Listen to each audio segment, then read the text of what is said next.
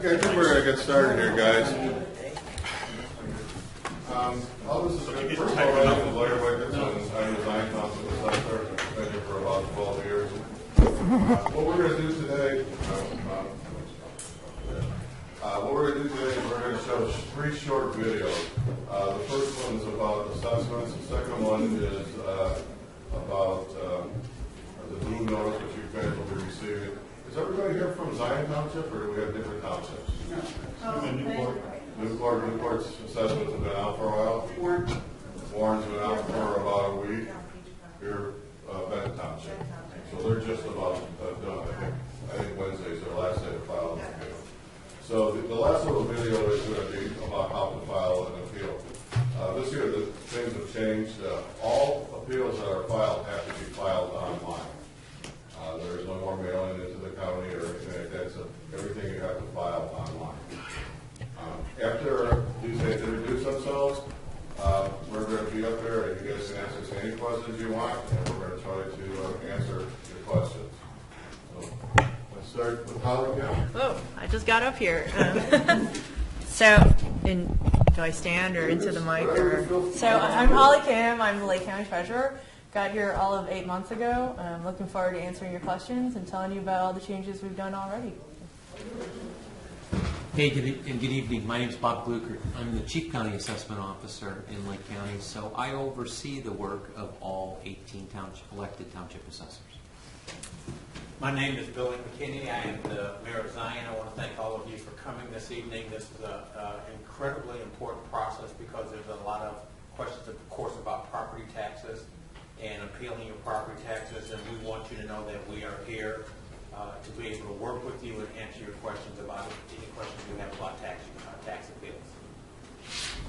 And I'm David Nabel. I'm the City Administrator for City of Zion, and I'm also the Director of Finance. So Larry handles all the property assessment values, but that's one half of the property tax equation. The other half is the taxing bodies and their levies. So when we get to that point, if there's questions about how levies are calculated and what taxing bodies do, we'll be happy to address any questions on that. Joyce wasn't able to be here, but just on behalf of State Representative Joyce Mason, who represents this area, thank you for coming. Welcome. Thanks for bringing us all together, by the way. Joyce Mason's office did it. I haven't seen this.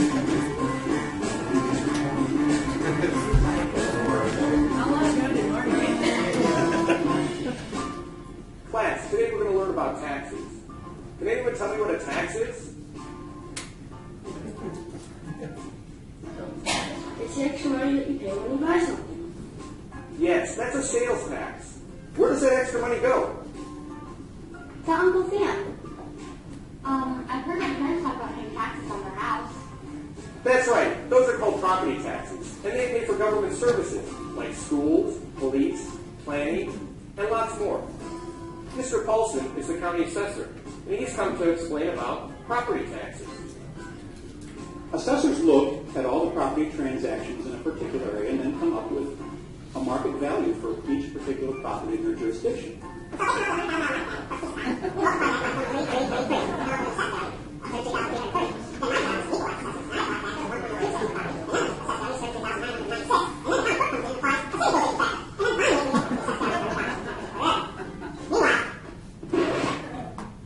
Excuse me, Mr. Paulson, you've lost us. I think I can help. Can I give it a try? Okay.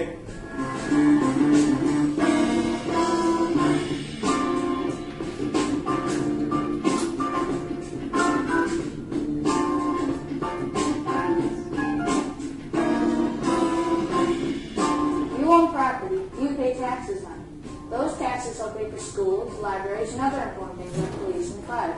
To make sure everybody pays their fair share of tax time, somebody has to do a lot of homework. It takes 3 years of homework. The Township Assessor. Yeah, he looks at the houses sold in your neighborhood over the past 3 years to figure out how much your house is worth.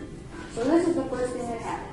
The assessor puts a value on the property and sends out an assessment notice. It's a blue card, not a tax bill. Then someone that knows a lot about taxes takes this info and plugs it into a big math equation to make sure the assessments are fair. You're pretty much on track. The equalization factor is used to ensure that properties across Lake County are all assessed at 1/3 of their fair market value. Okay, then the schools and cities and other government places figure out how much money they need to pay their bills and they approve the budget. Anybody can go and talk to their elected leaders about their budgets. Then the county clerk divides up the money among all the properties based on the assessed value. And then the county tax collector collects all the taxes and gives it to schools and all of the different governments. County government keeps 7 cents on each dollar. So, how do I do? That was great. We recognize this is a lot of information. By going to Lake County's website, you can find out more about property tax and how it's administered in our county. You can go to our website at www.lakecountyil.gov for more information. And now for your homework assignment. Oh well, class dismissed.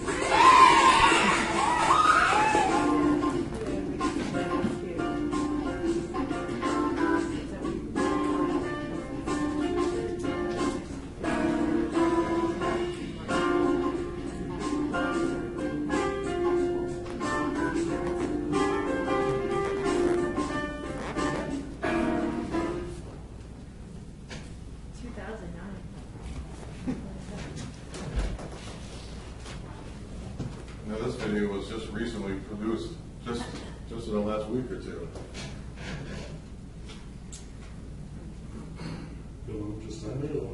No, this. That one was about 10 years ago. That was 10 years ago. All those kids are like out of college now. None of them were assessors. Yeah. Now, I hope if there's a way to make it louder. I think you actually have 2 windows open of the same video. Chief County Assessor, Bob Blucher here. And we have a Chief County Assessor, Bob Blucher here. Sorry. I'm gonna. That's okay. We're on advanced mode. You hear 2 going at the same time. This right here, it's not square footage, it is the value. Right? Now we have one. Here, close that one out, and I think the other one's at the bottom. No? Is it one now? Okay, now you can start cleaning. One click. One click, clean, start.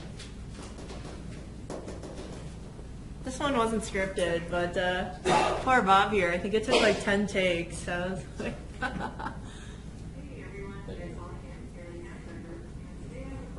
Can you hear that? That's as loud as I can get it. oh. Yeah, put a mic on it. There's some giants. Because we couldn't get it. How do you turn on We these? have Chief County Assessor, Bob Blucher here. And we have a sample blue letter. So, Bob, I'm going to do my lay version of this because I receive one of these every year as a taxpayer and a homeowner, right? And I've appealed a few times. So, this right here, it's not square footage, it is the value in thousands, right? It's actually the assessed values, and that's 1/3. That's equal to 1/3 of market. I think the most important line for you to take a look at is the line right here that says fair cash value. If you believe, Holly, and this was a sample from growth property, if you thought your home was worth less than the assessed price, which is $213,464, it's time to look at appeal. If you wanted to go into the appeal, We could do the live version. Okay. Well, yeah. Hey, Bob. Great. So this is available on our Facebook page, and so if you swing by the treasurer's table over there, it has our website, our Facebook, and that video is on there too. But Bob can certainly do the live version. He is the Chief County Assessor after all. So I'm going to jump right in here for the reason why we're here tonight. You guys are all either have received or within the next week or two going to receive the blue assessment letter that has your new proposed assessment on your home for this upcoming tax season. This is probably the most critical time frame for you to turn around. It's really important that you take a look at those blue letters. So I've compiled all of the data from all 18 of the township assessors, log it into our system, and then I send it out to you guys for a 30-day period for you to turn around and review and decide whether or not that value that's been placed on your house is in fact accurate. So there's all sorts of data in that blue sheet, as you could see. The most important, and I'm not going to get in, I saw what happened to the voice of my predecessor when you speed through the 33.33% analysis. Truthfully, I don't know it's important. There's a line on that blue notice that very simply says what the estimated market value of your home is. And you have 30 days basically to decide whether or not that number is correct or not. I'll give you a couple examples. So if you feel that that number is less than what your house is worth, you want to keep your mouth shut, sit down, and leave the room. There's no more that you need to do. If you feel, though, that the number that you have on that blue, that proposed number, is greater than what you think your house is worth on the open market, this is your 30-day window once you receive that letter to turn around and appeal that assessment. All right? So we've got a brand new assessment program online. So you can still accomplish everything online, but it's a new system. Allow yourself a little bit of time. The bottom line is you're going to be able to log in. You're going to be able to put your PIN number into the system, and the system is automatically going to turn around and generate comparables for you. I'll give you a tip. This is the first year of a quadrennial reassessment period.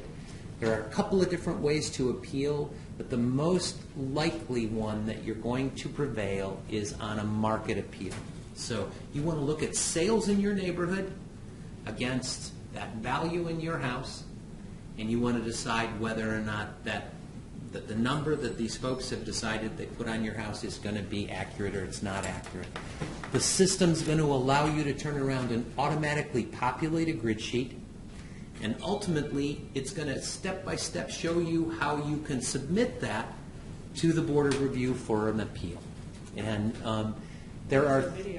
And there's actually a step-by-step video that wasn't me in it that turns around and shows you step-by-step how you can turn around and do it. Do you want to show that one first? We're going to show that next, unless I saw somebody had their hand up. We'll answer questions now if you like. Yeah.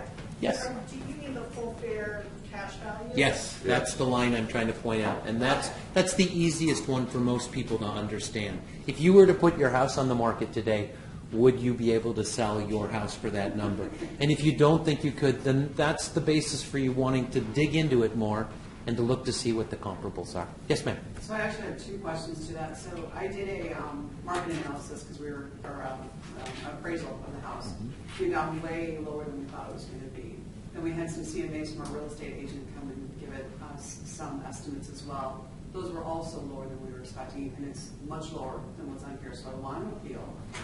When I got my blue card yesterday, it's 15% less than it was last year. Okay. Which is awesome. Which is good. It's heading in the right direction for you. Still too high. So do we need to include all of that analysis that we've already done, or is that something Yes, that you? but let me caution you on a couple of different things. So what we found is there's a number of different appraisals. An appraisal, by the way, just for you all information, is a good piece of evidence, especially if you have a really unique property. You're sitting out on 5 acres or 3 acres. There's nothing like your house. Appraisal is always the best piece of evidence for that. The flip side of it is there's several different types of appraisals. You can get an appraisal for refinance purposes. You can get an appraisal that's specifically for valuing your home as of a tax lien date, and the date we're trying to value your home at is as of January 1st, 2019. I would recommend, if that was a refinance appraisal, for example, I would recommend submitting it, but typically when we dig into those appraisals, the definition should be the same across the board, but in reality there seems to be a little bit of difference in terms of who's ordered the appraisal and for what reason. The bank is looking specifically on a refinance appraisal just to turn around and cover the loan amount that you're requesting. CMAs, they are not good pieces of evidence. But what would be a good piece of evidence is to turn around and take the properties that the CMA references, use my website, and grid those comparables that your realtor said, hey, these are good sold examples and they need to be sold examples, put those on a grid sheet, and that would be the best way to present. That would be the present it. I'm going to add one more piece just because you talk about realtors.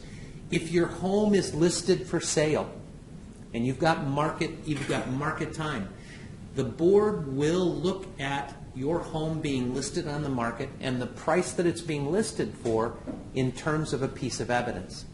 So if any of you have had a home that's been for sale for a long time, that's a good way to do it. Keep in mind that a listing, though, is not a piece of evidence for anything other than your home. So if you bring me your home and you bring the board 5 listings, they're going to kind of cut you down pretty quick, because what they're looking for is concrete sales information and not what it's currently listed on the market for. Yes, sir. I own a large ranch, and I kind of looked, and there's no comparables close. Can I use a 2-story with the same square footage? No. So A 2-story. If I have to go miles out to find comparable? You know, in that particular case, your best piece of evidence would be an appraisal. You can try and go out and expand the geography, but it's really beyond the scope of, I think, what you're going to be able to do in terms of adjustments if you've changed school district, tax rates, and all that does play in. We all know that if you cross the line from Zion Township into Warren Township, there's a different selling point, and some of that has to do with what your tax rate is. You know, the tax rate has a way of adjusting that market value. So your best piece, you're one of those unique pieces, is probably an appraisal. The other tough part about what you're talking about is 5 acres. What's 5 acres worth today? Years ago, Larry would tell you that assessors believe that an acre sold at $60,000 an acre. I don't know anywhere today where $60,000 an acre is what it actually is. I only have an acre. Yeah. But it's the size of a house, and it's a ranch. There's so few ranches. There is. Ranches are tough, and yet they're in such high demand right now. An appraisal would probably be your best piece of evidence. Thanks. Anybody else, question-wise? Okay, let's start. I would encourage another piece that I'd give you is that I would encourage you to do it on your own. Every one of you in this room has probably gotten an email or a letter in the mail saying that I represent X ABC company and I will represent your appeal at the Board of Review and I could potentially save you X number of dollars. The reality of it is that when you get into the fine print of that contract that you ultimately sign, you're signing away somewhere between 20 and 60% of the tax savings that you'll save in the first year if they're successful. 60% of our appeals last year were filed just by regular folks like you all. And the majority of the ones that were filed by appeal companies, a lot of them were the commercial end of it. It's easy for you folks to do. So at least attempt it. If you're not comfortable after you've attempted it, I run help centers at College of Lake County at the University Center out there. They're on Wednesdays and Saturdays. The list of the help centers I run are on our website. You could go on and find out. I think I have. They're in the packet too. And they're in the packet. That's great. Or you guys live so close to the county building where my office is, we have a help center open from 8:30 in the morning till 5 in the evening, normal business hours. And my staff rotates and just keeps turning around and helping, or you may end up with me because I'm on the rotation as well, helping people turn around and try and file those taxes, appeals. Yes, ma'am. What percentage of people who do this on their own are successful? About the same percentage.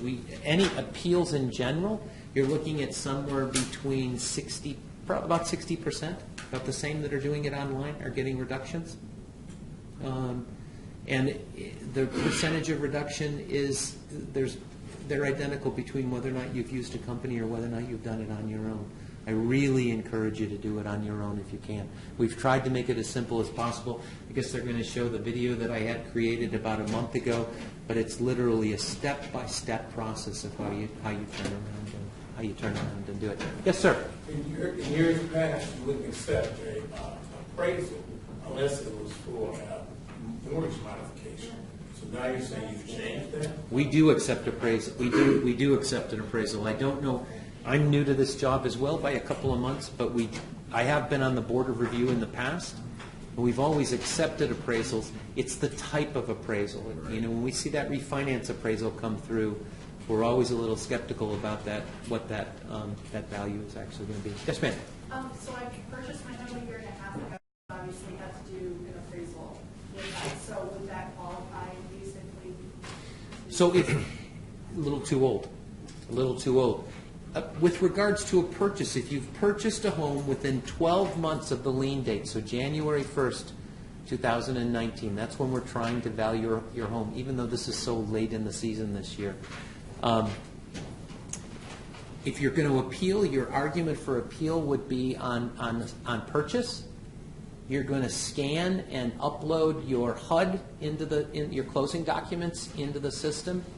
And the board, as long as we can determine that it was on the open market, will usually go down to that purchase price within 12 months. The first step, I keep talking about filing and appealing, but I don't want to forget about Larry at the same time as well. The first step is always to go visit your assessor. Go talk to them first. They don't want to go to Waukegan to do a 15-minute hearing with my board members. They would much rather try and work it out. There's a good group of people here in this office. I know them personally. Give them a shot. The same would hold true in Waukegan. There's a great group. There's a great group out there, as well as Warren, because I heard someone say that there was a few Warren people out here. Go and talk to them first. In some instances, they don't want to do a hearing any more than you do, and they're willing to turn around and adjust. And they can adjust a property. You have to appeal within the 30-day window. But once you've gone around and talked to them, you know, they can make an adjustment up until the time that they finish all of their appeals. So go in and talk to them. You got 30 days to do it once you get that notice. So I end up back here somewhere. Yeah, they're actually. I find they're pretty willing to turn around and help you. Keep in mind that, you know, our Illinois property tax law, and I don't want my voice to go really fast, so I'll be real careful about this, but Illinois tax law has a different set of criteria for how the assessors evaluate your property and how the board of review looks at it. So real quickly, my predecessor had that 33 to third over 3 years, blah, blah, blah, blah. The reality of it is, and that's what Larry and the people in Warren and people in Waukegan have to use. They use a 3-year average. The Board of Review just wants to know what your house is worth at a certain point in time, and that's that lien date, and right now it's January 1st, 2019.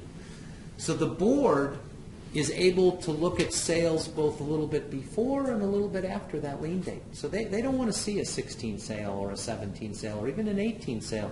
The board wants to see sales as close to our lien date as we possibly can. Maybe 6 months before, 6 months after. So, and then some instances, markets are changing pretty quickly. You know, certainly on the higher end, we're seeing a pretty substantial downfall in terms of a big number of homes that are just not moving for whatever reason. Stability in the market somewhere between probably 250 and 350, and actually growth on the lower end. There's been a lot of growth. The number of foreclosures that we would have seen in North Chicago or in Zion 5 years ago versus what it is today has substantially changed. You know, foreclosure sales, and just keep throwing out ideas for you. You're going to find foreclosure sales when, you know, there's always a few of them. The board will look at foreclosure sales and add them to the grid sheets if you believe and can prove that the foreclosure sale in your neighborhood is the predominant sale. And 10 years ago, that was predominant. But today, that's not the case. One of the problems with foreclosures, though, is the condition of the properties. And that has to be taken into consideration as well. Because a lot of these foreclosures in Zion, they were total shambles. The pipes were ripped out, and they were in bad condition.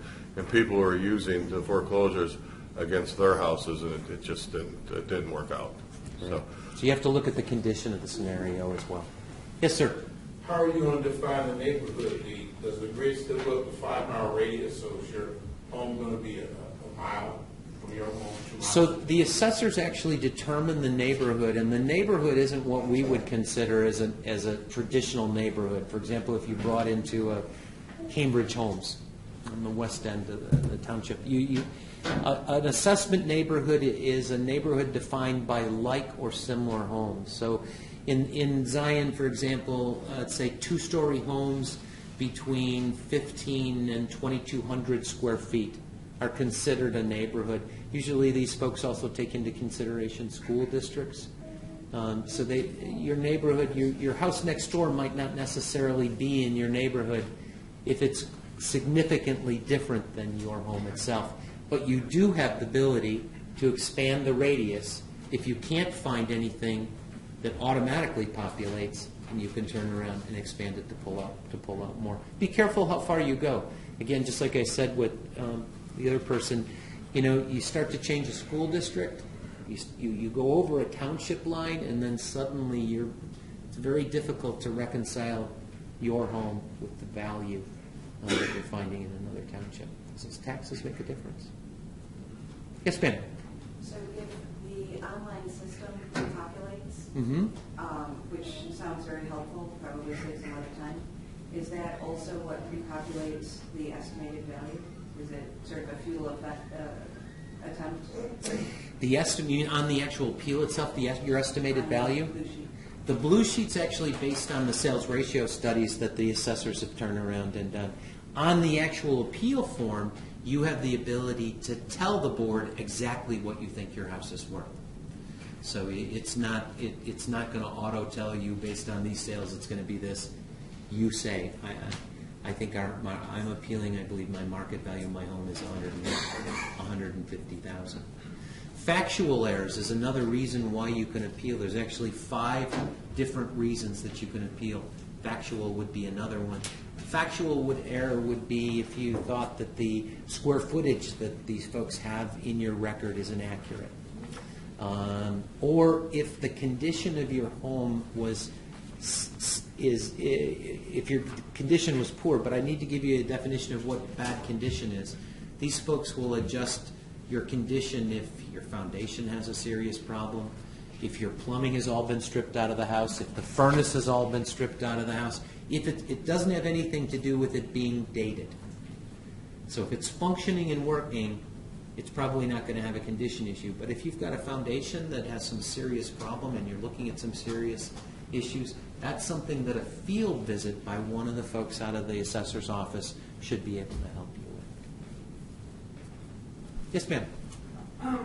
Back to the square footage, I understand the fractional part of it, because that's an exact model, like in a subdivision, that would be house for house. Yes, those are easy appeals. Yeah. So, but the square footage in a subdivision, so if I've got house A and there's house B, say they're both 3-bedroom, 2-story homes. One's 1,800 square feet, one's 1,800 square feet. Is that comparable? That's a great point of comparison. The only thing that I would caution you on, or just to mention as a side, is that the board isn't interested in how many bedrooms that are in the house. They're interested in the total square footage comparison. So the board's not going to give you credit or discount you because you're a 2-bedroom home versus a 3. They're going to look at just the overall square footage and see what that cost per square foot looks like in comparison to the assessment that's been proposed. Yes, ma'am. To her point, though, is 1,800 square feet to 1,900 square feet comparable? Yes, it is. Okay. Yes, it is. What is that line? I mean, I know 1,800 and 5,000 is completely different, but I mean. You know what they're going to do is you're going to take the way it works is you're going to take the sale price of the comparable and divide it by the number of square feet in the comparable to come up with a cost per square foot. Then they're going to take the assessment that's been proposed on your house, divide it by your square footage to see what the proposed assessed value per square foot is, and then they're going to compare the two. And they're usually looking for more than just one. So ideally, if you had 3 to 5, the new grid sheet this year will take 5 comparables on it. If you can find 5 sales that are in your assessment neighborhood that are good comparable houses, by all means, stay away from the idea of a ranch versus a 2-story. They value out completely different. And typically, you won't find the assessors throwing ranches into 2-story neighborhoods. The system should factor some of that out for you. I can get kind of nerdy and geeky about this. I spent lots of time doing it, so I don't want to overload you with all of the detail. I certainly could, but my biggest message for you tonight is that you can do this on your own. at least attempt it before you turn around and hire somebody to do it for you. Go and visit your assessor's office right away. Don't wait till the very last minute. They start to get really busy, and then all of a sudden they're not going to be able to help you as much as they'd like. But if by all means that you still can't seem to come to an agreement on value with them, that the board of review option is a 30-day window for you, and now's the time to turn around and do it. Larry, I'll let you run your video if you want. Let's run a video and then we'll... Yes, ma'am. I haven't received my blue paper. You'll receive it probably Friday afternoon or Saturday for sure. Yeah. Zion is publishing the end of this week. Waukegan is publishing the end of next week. Warren is already out. I heard somebody was in Benton. Benton has already been published. And I believe Newport is about ready to publish next week, if not this week. So, yes, sir. So the previous system allowed you to populate 3 at a time. The new one allows you to populate 5 at a time. 5. So, what is the max that the Lake County Board will? You can send as many. You can send as many as you like. They'll take as many grid sheets. We don't encourage that, though. But I don't. We're still limited. Ideally, we stop it at 6, and if it was very, ideally 3 to 5 is 3 good. to 5. Yeah, and no less than 3. No less than 3. Okay. Yes, ma'am. Last question, what's your, thank you. sorry for me interrupting anyway, but what's the turnaround time for after we put this in? Okay, so the appeal. So the appeal season ends. We have a 2-week kind of moratorium because we have to publicly notice the hearings that we're about ready to have, whether you do it as a letter or a phone or in person. Okay. So if this township closes, when does this one close? November 4th? November 4th. 5th. So we will start hearings then for Zion Township probably the week prior to Thanksgiving, right around there. Oh, you're in Lake Villa? Yeah. So Lake Villa's got, I think, less than 2 weeks, doesn't it, left on its appeal time frame? Yeah. Yeah. I've scheduled the first set of hearings for the week of the 21st of October is going to be the first startup of hearings for this particular season. Lake Villa will be in there shortly, right after. And then like whatever you roll, like that's what you roll, and like we're stuck with it for 4 years, is that right? Or? So basically what state law says is that once you turn around and if you reach a decision, the assessor is obligated to carry it forward plus or minus any factor that's been applied to the township, and that has to do with the equalization over 3 years. There is though the opportunity for the assessor to re-equalize a neighborhood if they turn around and see that the values have either significantly increased or started to significantly decrease. And that would be the only way that the assessor would legally be able to turn around and change that assessment.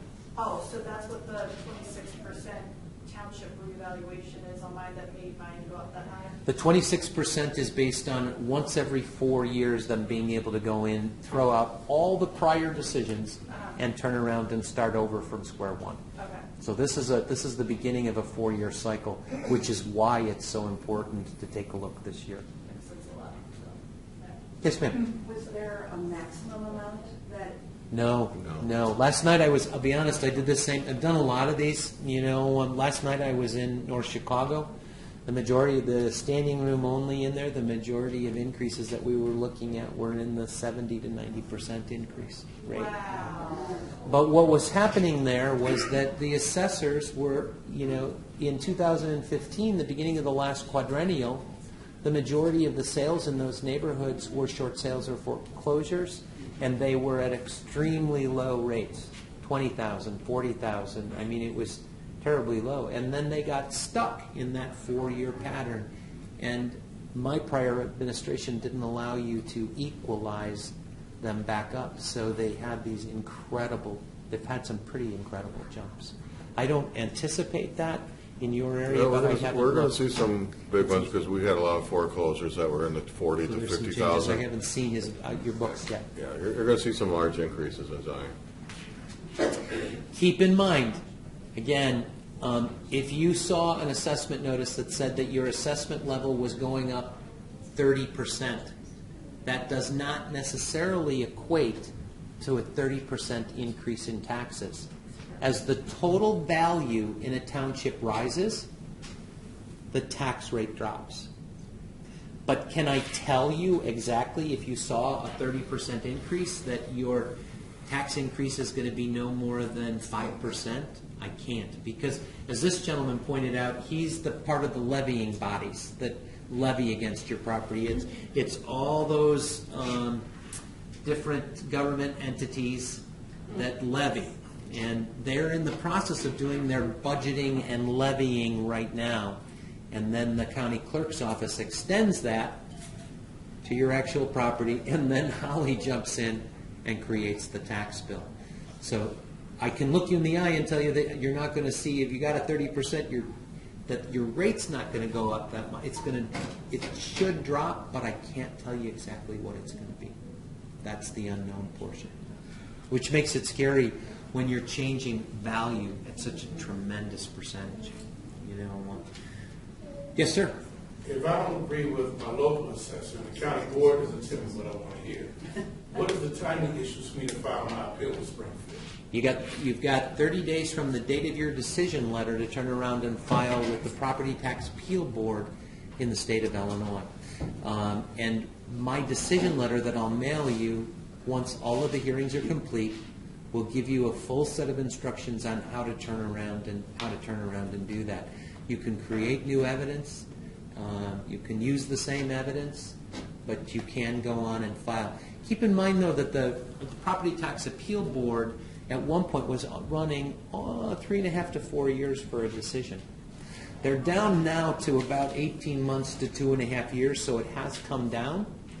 But the Property Tax Appeal Board looks at property appeals throughout the state of Illinois.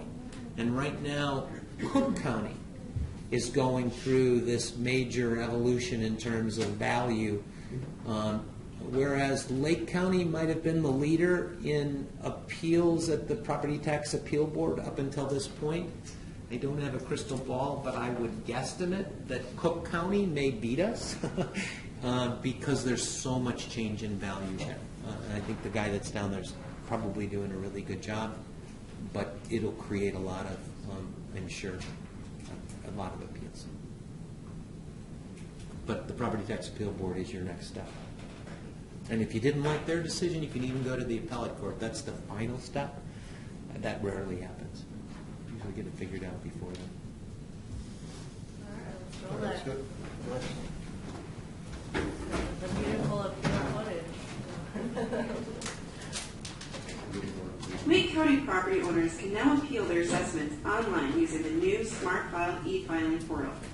Start by going to the Lake County Chief County Assessment Office's website at assessor.lakecountyil.gov and click on the Smart File e-filing portal button below the search bar. This will take you to the login page. If you've been to the site before, log in. If it's your first time on the site, you'll need to create a new user account by clicking on New User. Then enter your email and create a password. You'll then receive an email with a link to activate your account. The link will open an Activate Account webpage. Then click on the Here link. This will take you back to the login page. Then enter your email and password. Now that you're logged in, you will see a list of all the various filing options. Click on the Assessment Appeal form. Then click Begin Filing to start your appeal filing. On the first page, you will need to find your property. Either enter your parcel PIN or owner name or property address. You will only need to use one of these search options. When you click Search, you should see your parcel under the search results at the bottom. Then click Start Filing. After you find your parcel, you will need to agree to our terms and conditions. Then click Next. The next page is the application. You will need to enter information about yourself and your property. The items with a red star are required. Next to Owner Appellant, you will see a menu button, and when you click on it, you will see all the owners of the parcel. Choose one for the appeal. Once you do that, the address will automatically be entered. At the bottom, you will see the appearance type. Here you can choose between appearing in person, appearing over the phone, or not appearing at all. Then click Next. The next page is the reason for filing. Choose any or all that apply to your filing. For each of the appeal reasons you checked, the system will require you to provide evidence, so be selective. A summary of the reason is listed under each item. For the purposes of this video tutorial, we will check all 6 reasons. At the bottom, under Requested Value, enter the land and building value you are requesting. For most appeals, this will be entered as market value, but if you are appealing on the basis of equity, it will need to be entered as assessed value, which is 33.33% of market value. Then click Next.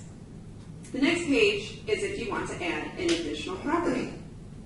You would use this if your property is made up of multiple parcels that are contiguous.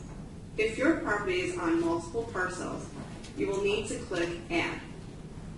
You will then see a grid appear. Enter the pins of your additional parcels in the pin column. Then fill out the requested land and building assessed value for each additional parcel. If any of the additional parcels are in a different township, on the left, under Townships, there is a drop-down menu where you can select the township that applies. This is not a very common occurrence, and for the purpose of this video, we will not add any additional properties. If you're having trouble with this portion of the appeal, please contact the Chief County Assessment Office. Then the next page is the appeal details. You will see all the appeal reasons you chose on the appeal reasons page. For this video, we chose all 6 reasons. You will need to provide evidence for each of the appeal reasons you select. For factual error, you will need to check any property characteristics you believe are inaccurate. Prior to filing an appeal for a factual error, it is recommended that you reach out to your local Township Assessor's office. Many times, the issue can be resolved with your local township without having to go through the process of filing an appeal with the Board of Review. After checking the box or boxes, you will need to explain the inaccuracy or inaccuracies in the field below. Also, later in the appeal process, on the attachments page, you will be able to upload additional supporting documents like photos or any other evidence that you feel is important to support your position. For our video, we will give an example. For recent purchase of property, enter the information about your recent property sale. When you select the menu next to Select Sale Transaction, you will see the most recent sale information. Click the sale and then click Select. After you select the sale, the date of transaction and purchase price will automatically appear. Then fill out the rest of the information. For recent appraisal, if you do not have a copy of the appraisal, check the box indicating that your appraisal is forthcoming. In these instances, please be sure to submit your appraisal using the supplemental attachment/additional evidence smart filing by the appraisal deadline listed on this page. Even though you can submit the appraisal after the deadline, it is essential that you submit the appeal prior to the township filing deadline. If you have your appraisal at the time of filing, you should upload it to the attachments page. For recent sales comparables and equity of assessment comparables, more information will need to be added on later pages. For matter of law and other, enter your explanation in the field below, or upload documents on the attachments page, which will be later in the appeal process. Once you are finished with the appeal details, click Next. The next page is commercial income. The appeal we are filing is for a residential property, so this section is blank. The next page is finding comparables for recent sales and equity of assessment. On the top, there is a default subject criteria based on your parcel. This will look different based on the characteristics of your dwelling. To include these criteria in your comparable search, select Include on the drop-down box on the right side. If you'd like to simply use the default criteria, click Find Comparables below. However, you can use custom/additional search criteria. You can enter a specific parcel ID, a specific neighborhood, and more.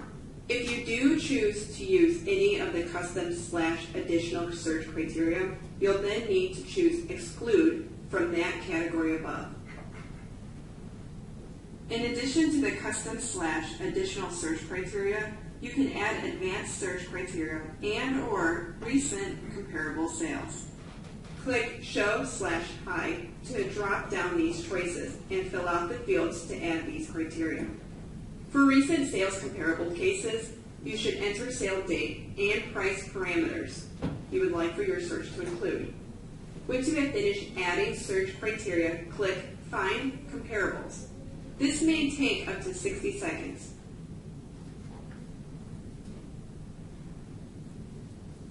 Once the comparables are found, you'll see them under Search Results. To compare, click to highlight the parcel, and then click Add Selected Parcels. You'll then see the parcel moved below to the Parcels Added to Applications section. Should you change your mind, you can remove a parcel by clicking Remove Selected Parcel.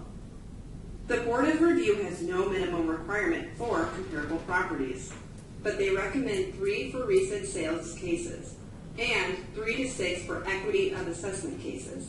Once you've selected the parcels added to application, click Next. The next page will show more detailed information about the comparable parcels. You can still add or remove parcels by clicking Add/Remove Comparable Properties, which will take you to the previous page. If you have additional pins that you would like to add to your appeal, enter the parcel in the box in the top right and click Add Comparable. Once you're done reviewing your comparables, click Next. The next page is where to upload additional documents. There is a description of the type of document you need to upload below each of the appeal reasons. You are only required to upload additional documents for appeal reasons marked with a red star.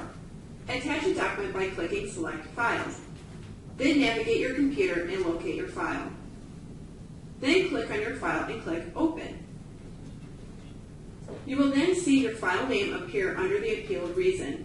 Once you've attached all your necessary documents, click Next. The next page is the final page, which is where you submit your appeal. Type in your name, which is considered a signature, which certifies that the information below is accurate to your knowledge. On this page, you can also print a copy of the appeal for your records. Once you click Submit, you are now finished with your assessment appeal filing. Shortly after you submit your appeal, you should receive an email notification confirming that your appeal has been received. If you do not receive a confirmation email, please be sure it is not in your spam folder. If you have any further questions, feel free to contact the Lake County Chief County Assessment Office at assessor@lakecountyil.gov or by phone 847-377-2050.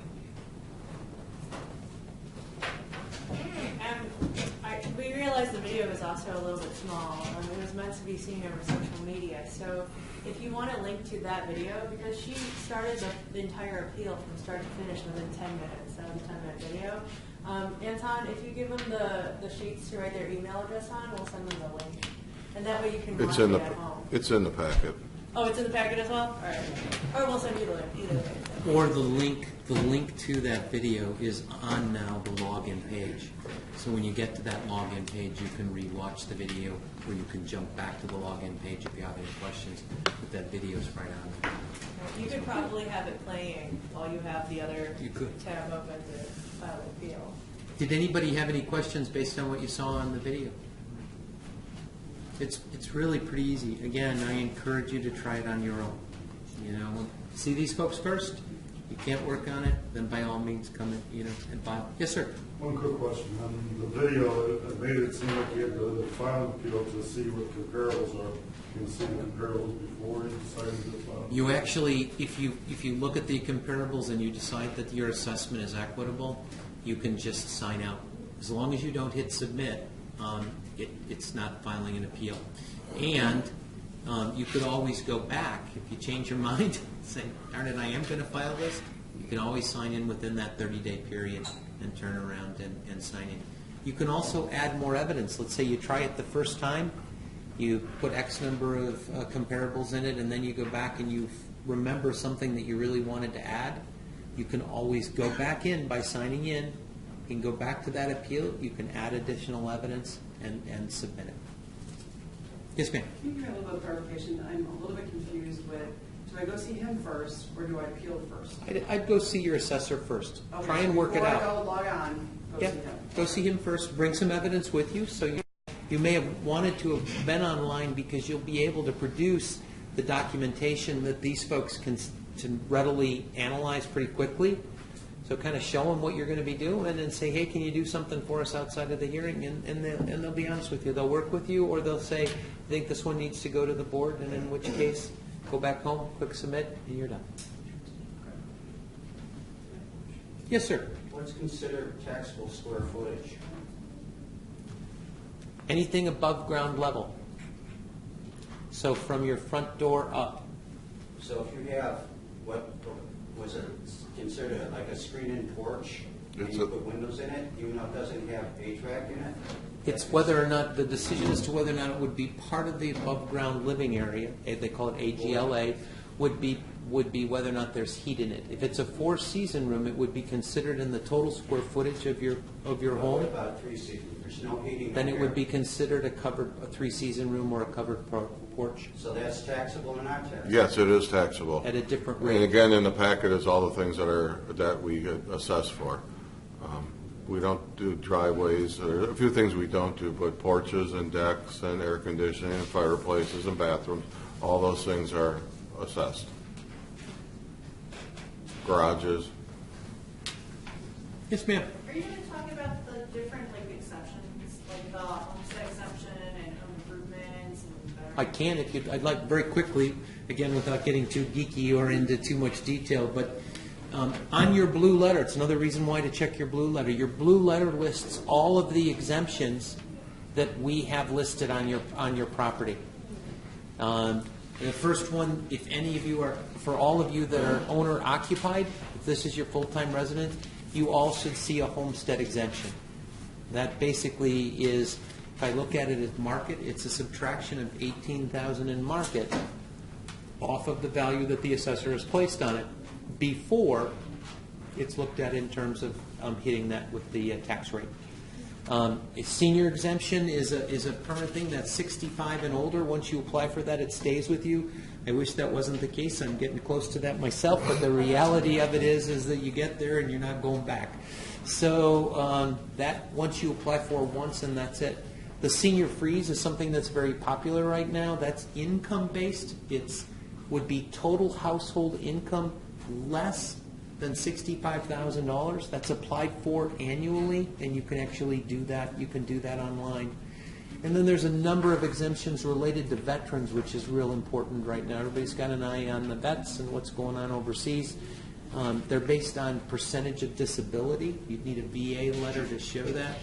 I'd recommend, rather than filing online, that you'd come down to my office in Waukegan, and we would actually work on those exemptions if they were on there. But all those exemptions represent a certain amount off of what the market value is that these folks have placed on your property. So with that in mind, is there still a home improvement exemption, and would that even benefit us to file? There is a home improvement exemption, and basically the way it works is that up to a maximum of $75,000, instead of taking the full amount and putting it onto your tax bill or the value of your property in the first year, what we do is that we spread that amount out over, that increased amount over a 4-year period. And that's a home improvement exemption.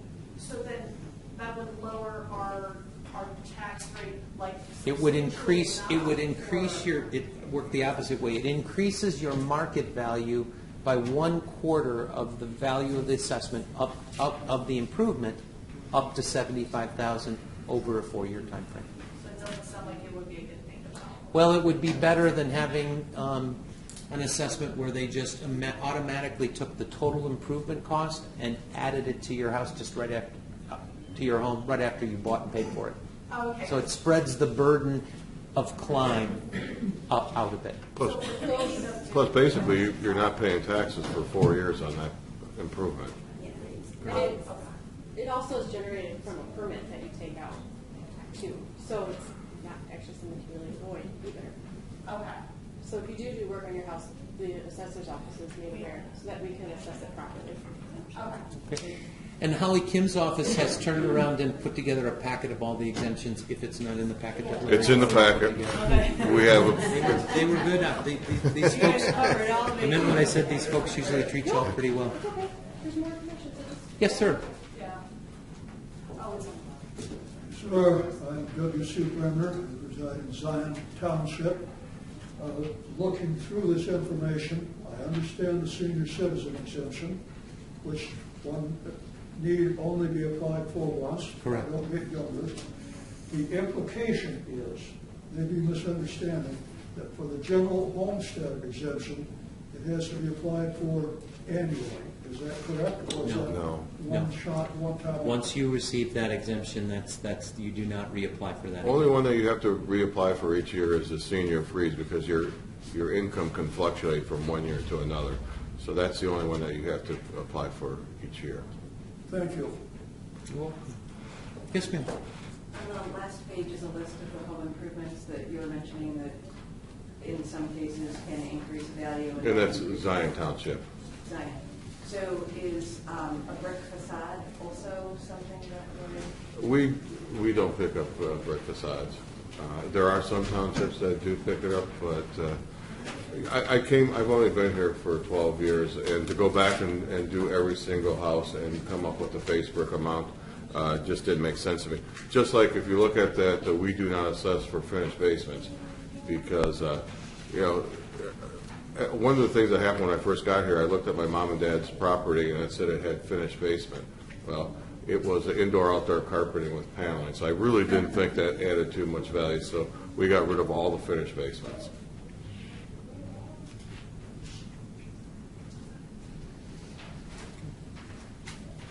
Any more questions?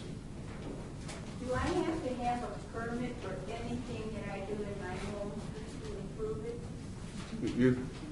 That would be something you would talk to the building department. You'd talk to. We have somebody from the building department here. Would you like to answer that question? Pretty much you need a permit for everything. There's very little that you don't need permits for. You can paint your house, gutter, soften, fascia. Other than that, even break is included. You do need a permit. And if I, the next word is don't, You can get fined. The inspectors, they drive around and they notice it. But your biggest problem is going to be your neighbors, because your neighbors will tell on you. And just because you do a home improvement, that you put new windows in or something like that, that doesn't mean that your assessment's going to go off. It's basically adding square footage or adding porches and things like that. But no, somebody told me that if I put in a water heater, I have to have a permit. that is correct. Oh. I know, that's ridiculous. I think. Could I have 5 minutes before we end just to talk Well, about of course. real quick? Let me grab my materials off my table. So the treasurer's office and the assessor's office is really left hand, right hand. And so I'm glad that once I got in, that Bob Blucher has been so amenable of us working together, because basically whatever happens to the numbers that you receive from the assessors directly affect, what happened over at the treasurer's office. So one of the things I wanted to really push while I was here is we make these new ways to pay cards, and it lists all these banks in Lake County where you can go pay your property taxes as well. We're really trying to cut down the line over in Waukegan, and sometimes people have had to wait for an hour. And they've actually trained me to cashier and to do customer service, so I get to see the front lines myself. And so I'd like to encourage anyone, if at all possible, to go to their bank to pay instead of Waukegan. In addition to that, we have these sample tax bills, which we've revamped. And one of the things I want you to notice in a sample tax bill, which we have over there, you can grab all of these, is in the tax bill it says exactly which taxing entity is asking for money. And it also lists how much money and the change from last year. So you can see exactly whether it was, this school or the high school or whoever it was that, jumped up $600. So whenever anyone says, whether they're calling you or calling me and going, why is my tax bill so high? it is not an unknown, cloud in the sky. It is actually stated in entirety right here.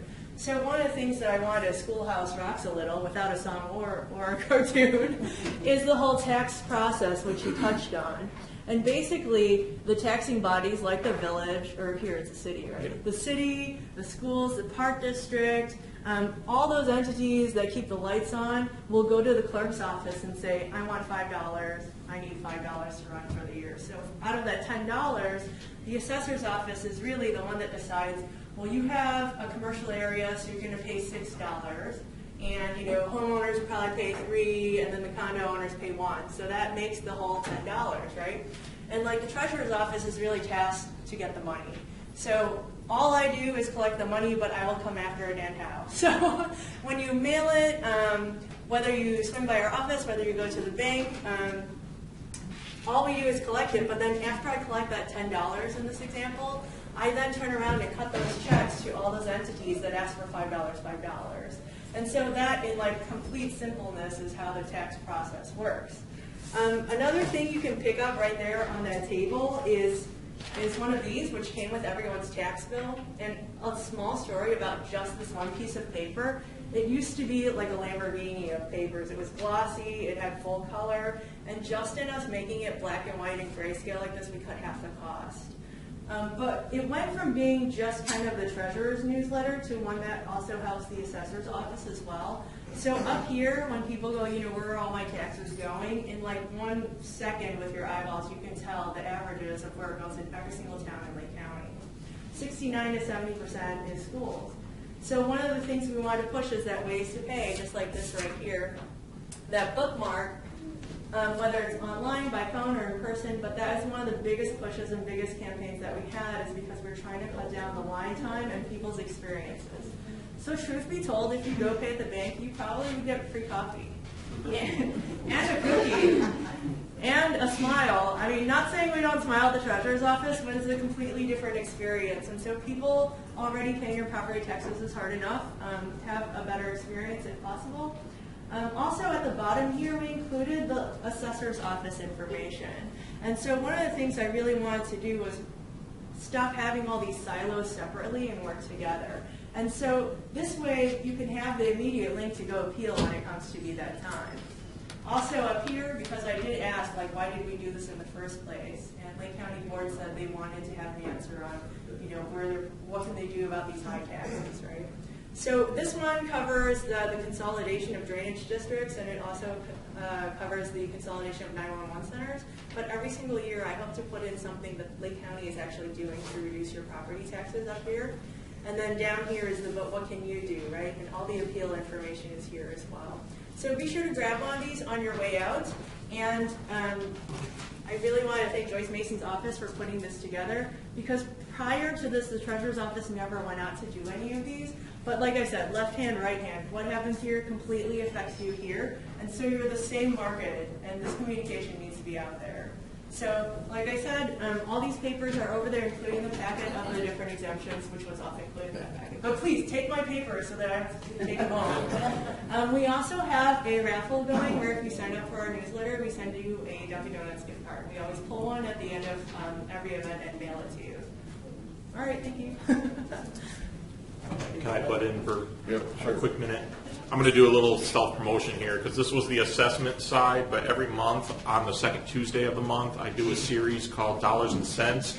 It's right here at It's All Good at 6 o'clock, second Tuesday of every month. In May and November, I always do the topic of understanding your tax bill. So it goes into a lot more detail of the dollar amount that you're paying on your tax bill and how that's calculated. Larry's just responsible for the values, assessing the values. He's not responsible for the dollar amount of the taxes on your bills. That's the taxing bodies. So November, probably 12th, I want to say. But the second Tuesday in November, 6 o'clock, we'll be doing a presentation at It's All Good here in town about understanding your property tax bill, which will dig into a lot more of the sheet, the sample template that you had. Everyone's welcome to come, even if you're not a Zion resident. And on a quick note, someone asked about permits, and I heard some groans with the permits. And I would just like to say that the permits are for your protection, because what happens sometimes an unlicensed contractor will come and do work in your home. If the work isn't done properly, and you have an issue with the work that's done in your home, the first call we get is that the work wasn't done right, and what can the city do about it? And the permit protects you if there's something that goes wrong when an item is installed in your home. And we'll be around, so you're welcome to come up to us if I want to ask questions. Just a quick question. Do you know how we can search our neighbors on the website? Yes. I don't know if it's not completely done yet, but the square footage I know has changed. Are they including the house and the land now? So that's Check to see the new system. So you're So like I said, 1,900 square It's a feet, good- I showed 12,000. It's a good, you've been in your, I've already prepared my, my staff for the calls that said, been in my house for 42 years and my house grew by 42 square feet. Okay, your house did not grow by 42 square feet. The new system is following much closer the standards put out by the Appraisal Institute in terms of how we calculate square footage. In a particular case, to give you an example, if you have a bay window in your house or a box window, our prior system didn't count that square footage, and the new system does. So it's going to pick up that square footage in that little. It also changes the calculation a little bit on second stories. So we would have gone from corner of a room to corner of a room on the old system. In the new system, we take into account minimum headspace. So I think it's you need 6 feet, 5.5, something like that. If you've got a gable on both sides coming down, so that actually shrank your second floor. So you'll see it's probably less than 50 square feet in total that you'll see an adjustment, but you'll see an adjustment there. Quite honestly, the other area that you might see an adjustment is in total fixture count. That's bath fixtures. So in the old system, we counted everything, including your kitchen sink and your hot water heater. In this particular case, the new system does not count a hot water heater or a kitchen sink. It's just assumed that it's in the overall structure. So there's a few basic things that have kind of changed in terms of count. Please don't get too freaked out about it, but there is some change. And definitely, your house did not grow while you looked the other way. But there is some changes, and they're based on a more accurate scale.